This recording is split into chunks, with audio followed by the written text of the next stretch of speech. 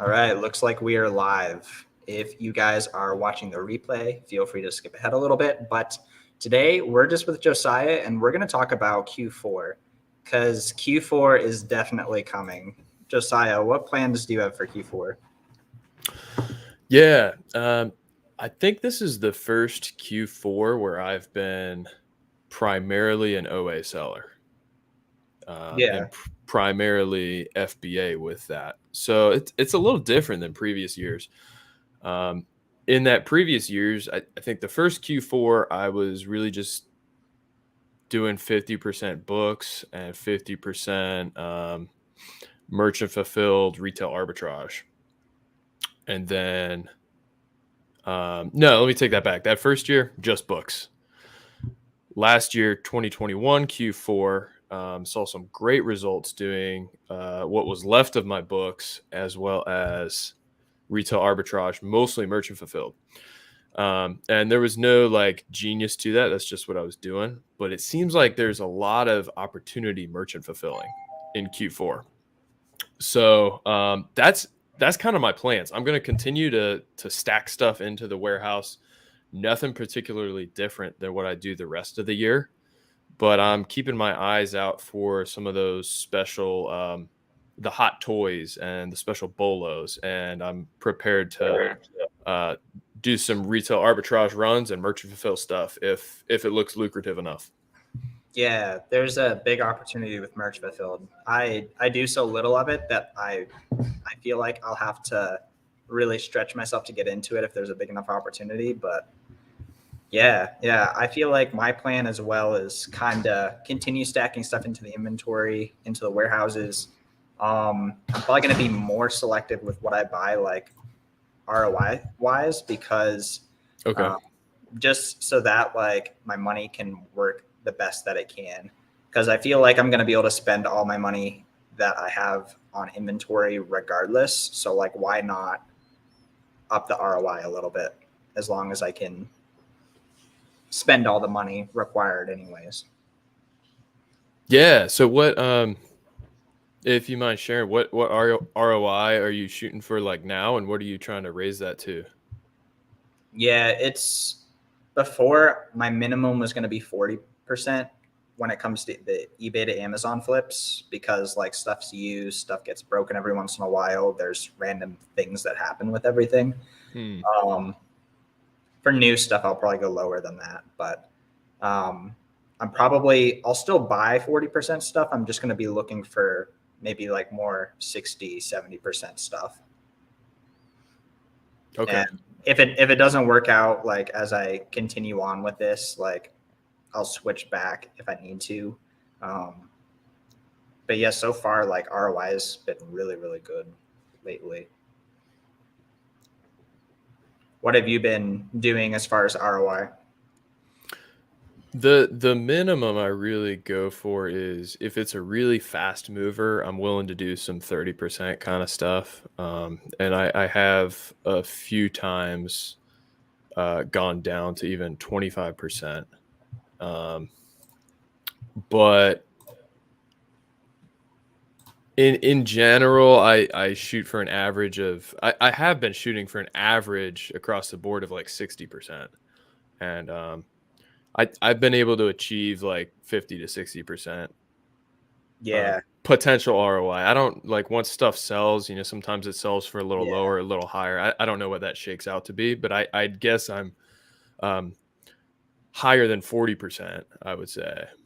yeah, yeah. And I feel like once you average in those like random like 100% ROIs with the lower stuff, it for me it does come out to um, over the last few months it's probably been around like 60%. Earlier in the year it was higher than that Yeah. as I've been more just willing to spend on stuff, which I think is good depending on what stage you're in. It kind of just depends on what you're trying to do with your cash and like what you're trying to do with your business at the moment.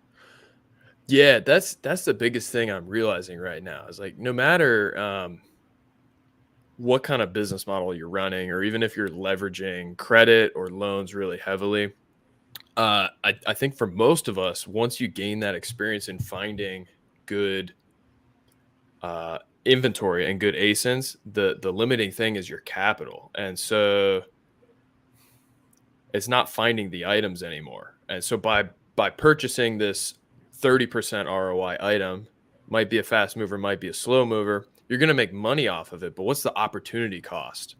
Yeah. You're spending that $1,000 on this ASIN and you're going to make $300. That's awesome. But are you missing out on that ASIN that you're going to get 50, 60% ROI? And you could be making double if you had better strategy in how you deploy that capital. That's something I've kind of been like mulling over recently. Yeah, dude, it's so hard because I know like for a long time I was in the mode of, okay, I need to lower my ROI and like hit my spend goals and like make that happen. And like you should be having these high spend goals. But like if you have a spend goal of 5,000 a week, for example, just hypothetical example, but like when I was scaling on credit, I was very comfortable spending like 20K a week. So like why am I purchasing like 25% ROIs when I have like 5K in the bank not running on credit? You know what I mean? Because like if I just put in a little bit more time, like I'm gonna find higher ROI stuff. And I'm willing to spend another 5 hours a week looking for stuff to multiply that out. That's one thing that I'm like transitioning to, because like earlier this year, for those who haven't like heard about earlier this year, for me, I was scaling really hard on credit. I kind of had a weekly spend goal and was able to spend that because I usually have more credit lines available. Recently, I transitioned to cash only. And so I'm basically spending what's actually in my bank. What a novel concept. And now I'm like, well, I can just spend a little bit more time and make my money stretch a little bit more. And so far, I think it's going to work out pretty well. Yeah. You have a little bit more limited amount of capital because I would say you're doing it a little safer and smarter. And so because of that, you should be a little bit more selective in how you deploy that. But also I think I don't think you did anything bad, but I think some people who are leveraging credit heavy, I think they are less selective than they should be when they're spending it. They go, okay, I'm trying to hit that 6-figure Amex bill this month.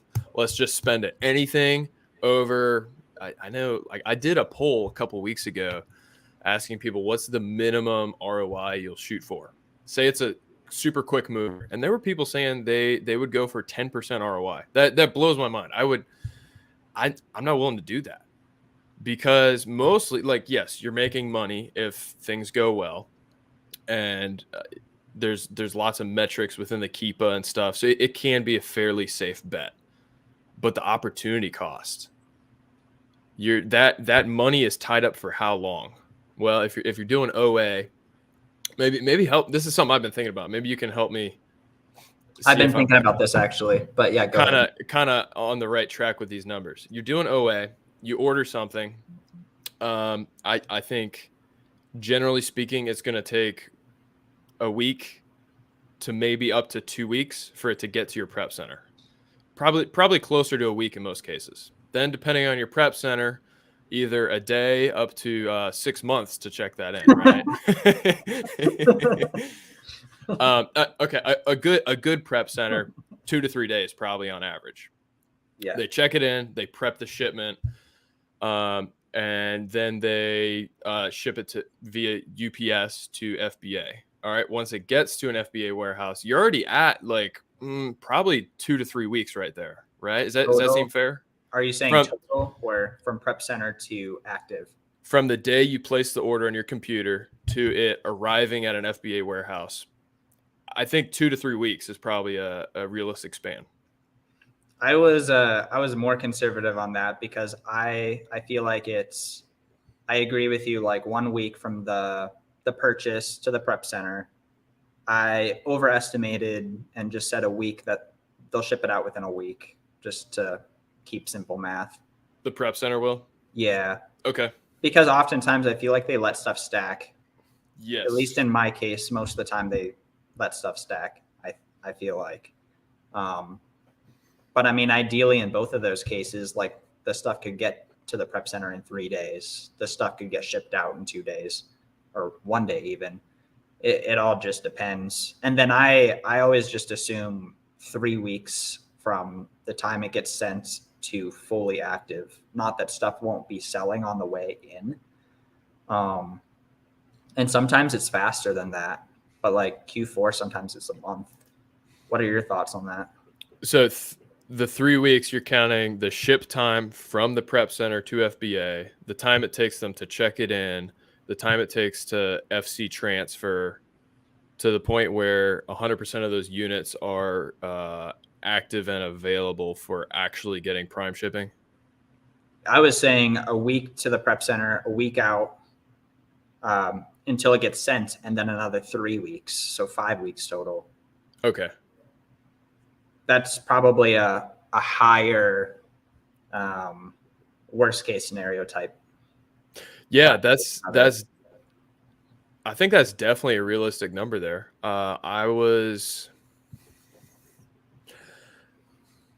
think I was thinking a little bit lower than that, like best case. Oh I yeah, would best say case like have, yeah. around 3 weeks probably. Yeah. And if you have the what's that setting called? The Sell on the way, basically. I don't know. yeah, the sell on the way thing, which thing. I think you helped me with that on a previous live stream. I changed that and I've noticed a big difference. I had that turned off for some reason. It's a little funny, like on Inventory Lab though, because I'll get a ton of sales of something that really the prep center just clicks like ship and print, and then it sells like maybe even before UPS picks it up. And then Inventory Lab might not record that sale. I don't think they record it until Amazon ships it. Is that right? It's weird stuff. Yeah. So it kind of wonky. Yeah. Yeah, I'll look at Seller Central and it'll be like, you sold $100,000 today. Not that I'm selling anywhere close to that. And Inventory Lab would be like, you sold $500, because those are like future sales, kind of. It's strange. It's almost like a pre-order. It's like a pre-order. Yeah. Because they can still cancel it. Amazon can wait a week to ship it out. And so that's another part of the cash flow cycle that people don't think about, is like, even from the time that it sells, like it can be in your open orders for like a week. Usually not, but it could be in the open orders for a week, and then the 2 weeks, the 2 week payout. So altogether, like that's at best, I don't know what the at best is. I mean, the at best could be like under a month if stuff sells like by the time they click ship. But oftentimes like 2 months. So back to the point that you were saying, like you got to be somewhat selective about what you're sending in. Yeah, and to bring this back to your original question about Q4, that's a particularly important question to think about with Q4, because the check-in times to the FBA warehouses are going to get ridiculous. They do every year. And at some point, they're just kind of going to stop checking stuff in. I know they released the dates. I haven't seen it yet, but they say if you want your stuff to be available for Christmas sales, it needs to be at the warehouse no later than this date. I kind of want to look it up right now. Yeah, go for it. I feel like it was something like December 5th or something, or 1st or something like that. So with that in mind, the biggest thing is, how are you going to mitigate that? Either you can dump a ton of cash into inventory before that date and try to get it to the warehouse, and then just kind of sit back and let FBA do his thing, reprice, kind of like hold out for Amazon to go out of stock so you can get, an extra 20% ROI, whatever it might be. Or you can kind of double down and switch to the merchant fulfilled game. Because at what I've seen, I've heard other people talk about this, at some point in most Q4s in kind of December-ish, you can actually beat Amazon's shipping speeds by merchant fulfilling because they're so backlogged.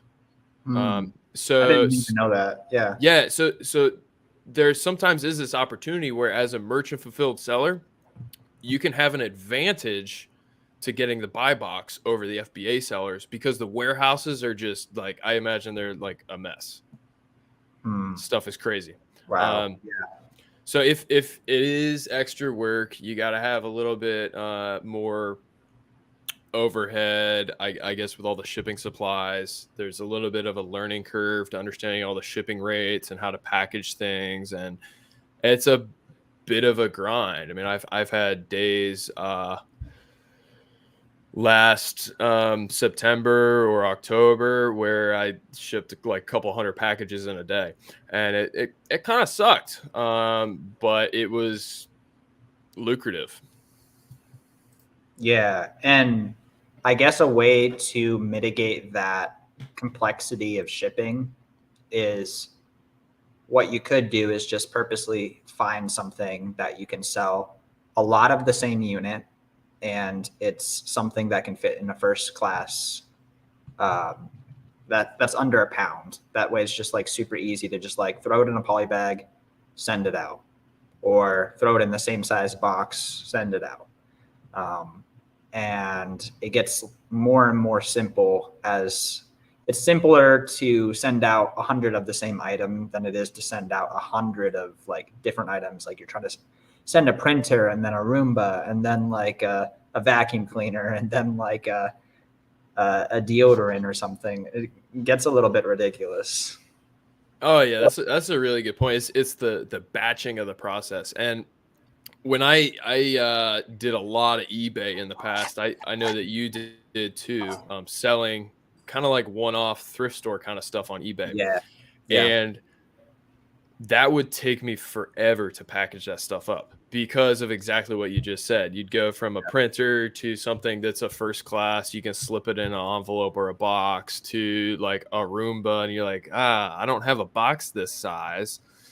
And where I'm at in the business, I don't really feel like it's worth it to go buy a $2 box for this Roomba. And I don't want to have to drive to Walmart just to buy a box. It's That's like kind of a waste of time. a 40-minute trip. Yeah, and then I end up spending 40 minutes Frankensteining a box out of scraps of cardboard. And it was like $13 profit. Like, bro, what am I doing with my life? Yeah. So I've gotten to the November. point. Yeah. It's a lot easier when you have a bulk quantity of one item. When I go into merchant fulfill, I like to go through, okay, look at all the sold items that are pending shipment, need to be shipped. And say I have 15 of one item, I click all those and I do bulk shipment for those 15 items. And you can set it up so it already has the shipping information in there. If it's an item you've shipped before, say it's a 15 ounces, 8 by 6 by 4, first class USPS, it'll store that information in there, and you can click all 15 in your waiting shipment, do bulk shipment. It'll pull them in. You'll have all 15 right there. You can double check all the data, and you can hit print, and you got 15 labels. Boom. Now you just throw those 15 things into whatever box or poly mailer. And for first class, I love poly mailers. They're so easy. No tape involved. They're really cheap too. And in my experience, products are a lot more durable than you think. I know most people that merchant fulfill or sell on eBay, they're worried about like, I gotta get the bubble mail or like heavily pack this stuff. Anything I can, I throw in a poly mailer, and I hardly ever, I've had like maybe 5 returns out of thousands of products due to them being broken in shipment. Yeah. And the other thing that's really helped me is not relying on the dumpster trash boxes that I find, and actually getting a huge stock of USPS flat rate type boxes or priority mail boxes, or a few times I've purchased like a bulk quantity of actual like what's that Uline or Supply Hut boxes. And it's definitely more expensive, but it saves me so much time. Yeah, exactly. Especially if you can just throw down like $100 on like buying a bunch of different or a bunch of the same like poly mailer for something like that, it saves so much time. You could even just be picky and be like, if it needs a box, like I'm just not going to sell it. Like you could just do that, Yeah. and save yourself time as well. But I'm very inexperienced when it comes to merch fulfill. We'll see, try to maximize FBA. And then if it's just like, okay, it's backlogged, I'm definitely going to be actually probably going into October, November. I'm probably going to be thinking about like, okay, is there anything in my catalog that seems like I could sell over 20 a month, maybe 20 to 50 a month or more, that's going to be decently easy to ship, and then just kind of do arbitrage with that and stack up a couple items like that. And it'll be easier to find something like that if we're thinking about it over the next couple months, just like as we're doing our regular FBA stuff. Do you have any thoughts on finding specific items that would work best merge fulfilled? I think for my normal catalog of inventory and ASINs, kind of my replenishable items, and the new ones that I find OA, I'm probably going to stick with doing those FBA through the prep center. I don't really see a huge benefit to merchant fulfilling those normal replens for me. Partially because of my location here in Alaska. I'd rather not ship that stuff to me here in Alaska. But when I think my thought process is when I say I'm looking to probably merchant fulfill some stuff, it's going to be the hot items that spike in price. A lot of opportunity in the toys and other gift related Q4 stuff. And I don't think you have too many toys in your catalog right now. Maybe if I had toys in my catalog, I'd consider switching some of those to merchant fulfilled to keep up with them. And I probably will have a point here where I will go out of stock of some of my replens in Q4 because of FBA slowdowns and shipping slowdowns. But I'm okay with that. I could very easily see stuff that we're out of stock on because of they're inbound. And so potentially merch fulfilling some of the best stuff could be worth it, but maybe not. I have to just keep thinking about that. But yeah, you're probably going to go with the hot bolo type items that can be merch fulfilled and are kind of time sensitive merch fulfilled type things. Yeah, exactly. The ones where Amazon goes out of stock and the price doubles. Yeah. Or for whatever reason, it's the hot toy of the season and there's just not enough of them around. But you can go do some RA runs and pick up a cartload of them. Yeah, exactly. As we wrap this up, I want to say hello to some people. We got RW in the house. Good to see you. Dino Den, great collaboration. Speaking of collaboration, we're actually going to be on Josiah's channel. It's Entreprenagle on YouTube. It's going to be, we're going to start actually in like 6 minutes here on his channel. And so we're going to go over there, kind of just continue the conversation and just hang out over there. RW is saying, I'm not seeing a backlog with food products. I also do merch fulfilled when needed during Halloween and other holidays.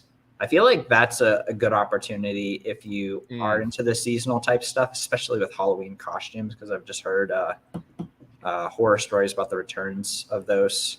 And if you send it into Amazon FBA, you're not going to have the time to return it. But if you MF it, you could. I don't do that strategy, but I could see the merit in it. Absolutely. Yeah. I think beyond Q4, any other kind of seasonal opportunities are a good time to take advantage of some merchant fulfilled stuff. Yeah, definitely. Well, we're going to go ahead and wrap this up and head on to Josiah's channel. But if you are able and want to come hang out with us, we're going to be on Josiah's channel. His channel is Entreprenagle. I'm going to go ahead and spell it in the chat. I just tried to I just sent you, Seth, a link to the stream. I don't know if you're able to share that or not. Is it on Instagram? No, on StreamYard. Oh no, the link. I messaged the private chat on StreamYard. Oh, I see. I'll send it on Instagram too. Oh, I see it now. Cool. So here is the link for the. We're going over to Josiah's channel. If you're not already subscribed to this channel and to Josiah's channel, go ahead and check us out. We put more content about how to actually scale your Amazon FBA business. And we've both been in the game for quite a while. So we're going to go ahead to Josiah's channel. Have a good rest of the day and take care. See y'all.